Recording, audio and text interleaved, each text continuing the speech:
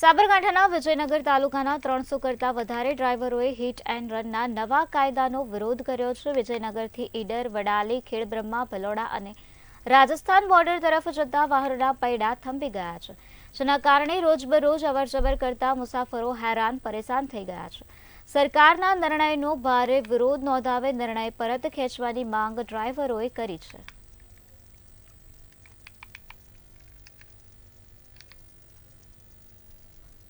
વિજયનગરના તમામ તાલુકાના ડ્રાઈવરો છે તે તમામ અહીંથી જો ઈડર જવાનું હોય કે ભિલોડા જવા માટે તમામ લોકો અહીંથી વાહનોથી પસાર થતા હોય છે અને અહીંયા હજારો વાહનો આ રોડ ઉપરથી પસાર થતા હોય જોઈએ। આજે જોવામાં આવે તો આ વાહનોના ડ્રાઈવરો તમામ ડ્રાઈવરો છે તે પોતાની માંગ લઈને રસ્તા ઉપર ઉતર્યા છે। આપ ટ્રાય કરીશું અહીંયા જોવાનું છે કે કાકા કઈ બાબતે તમે રસ્તા ઉપર ઉતર્યા છો? અમે અમારી મુસીબત એ છે કે નવા કાયદા ચાલુ કર્યા। નવા કાયદા અમને બહુ કાઢા પડે છે, તો 10 લાખ રૂપિયા દંડ અને 7 વર્ષની સજા એ અમને કરી શકીએ નહીં અને અમારા જે જૂના કાયદા છે એ જૂના કાયદાનું પાલન કરવા અમે સ્વીકારીએ છીએ।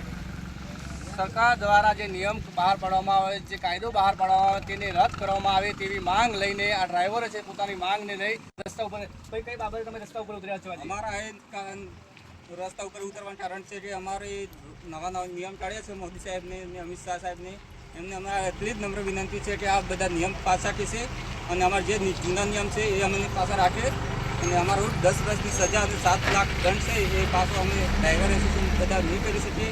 અમારા વિજયનગર તાલુકાના બધા ડ્રાઈવર એસોસિએશન છે એ બધા ભેગા થઈને અમે મામલતદારશ્રીને પણ અરજી આપવા માંગીએ છીએ।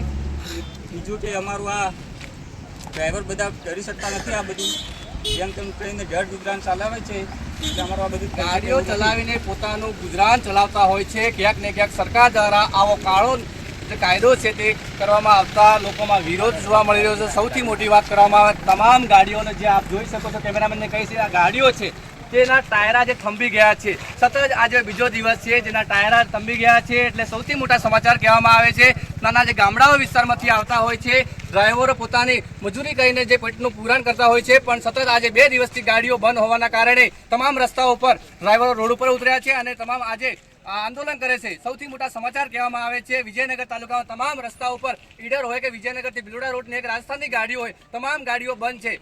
જોવાનું એ રહ્યું કે કેટલા દિવસોમાં આ નિર્ણય લેવામાં આવે છે। લલિત ડામોર સાથે મંતવ્ય ન્યૂઝ, વિજયનગર, સાબરકાંઠા।